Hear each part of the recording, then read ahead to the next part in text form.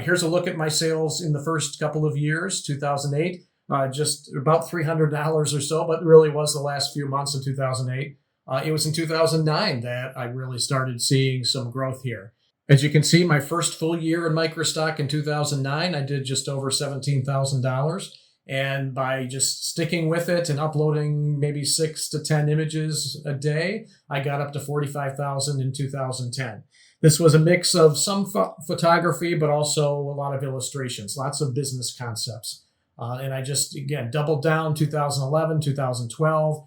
That's when I really crossed the 6-figure mark. That was my goal when I started in 2008, to see, could I make a 6-figure income? I didn't really think it was possible, but I gave it my all and thought if I really tried hard and tried to learn along the way and got better, maybe it would be achievable. And I achieved it. So it really gave my family some financial freedom to have the life that we wanted, to have a bigger home and to have nicer cars, go on the trips we wanted. It really was the answer to exactly what we needed at the time. And it's something I've been able to grow. It really got challenging at some point in the 2010s to keep fending off the growing competition.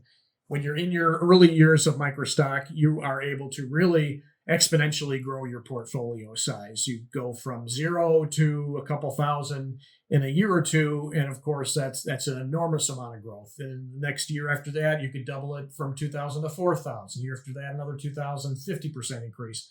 But as time goes on, your rate of increase, of course, is not as high because your portfolio has reached a certain high level of volume.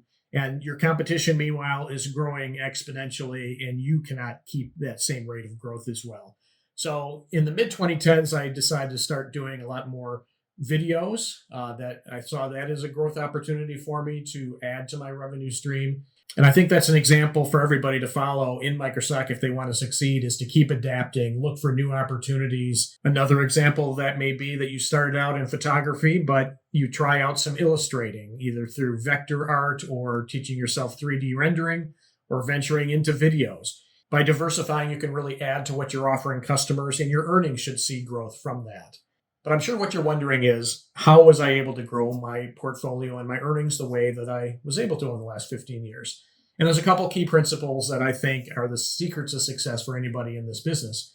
Number one is to treat it like a business. Treat it like marketing, because that's really what it's about. It's not about having the perfect technical skills. I think I'm an example of this. I never really was a great photographer, never a great illustrator, 3D renderer, videographer, though I've done all those things and have had success in them because I thought like a marketing person. That's my background. That's my day job. And I applied that knowledge of how to do market research, how to think like a customer, determine what need is currently not being met, or maybe being met, but not in a great way, and a way that maybe I can do a little bit differently and maybe better, maybe more on target to what they're looking for, how they need to communicate their message to their own audience, the customer's audience. Everybody is buying photography, illustrations, or videos because they have a message they're trying to convey to their own audience, and they need something from a Microstock agency, something that's affordable, that helps them get their message across. And if you can do that better than anybody else out there,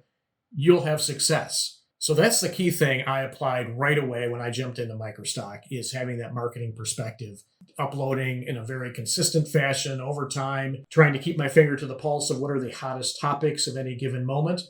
For me and my portfolio, what I'm seeing the most sales right now, the most success, are these topics.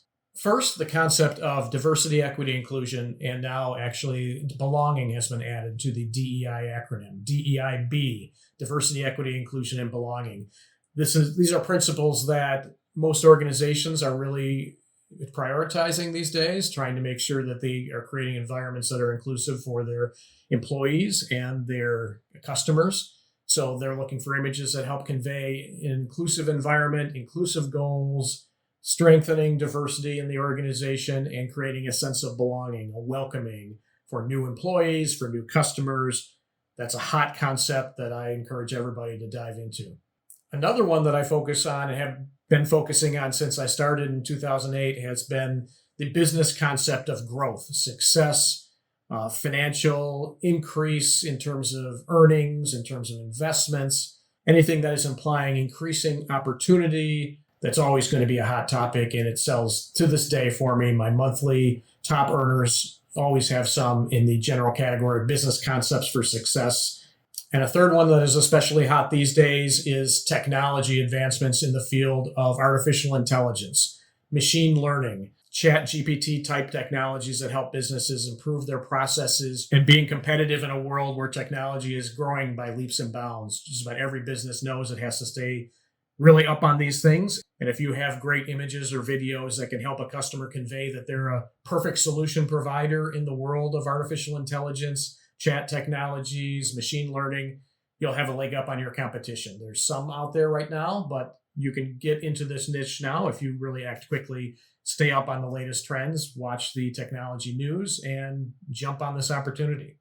I hope this video has given you some good ideas and inspiration to help grow your own Microstock portfolio and maybe get off the fence if you were thinking about getting in but weren't sure that you're good enough at this point. I say follow the approach that I took back in 2008, and that's just to jump in now. Even if you don't feel your skills are perfect and where you want them to be, jump in, create what you can, and learn from your successes and your failures along the way. That's the key to success in Microstock and getting the life that you'd like from the source of passive income or full-time income if you have enough success at it.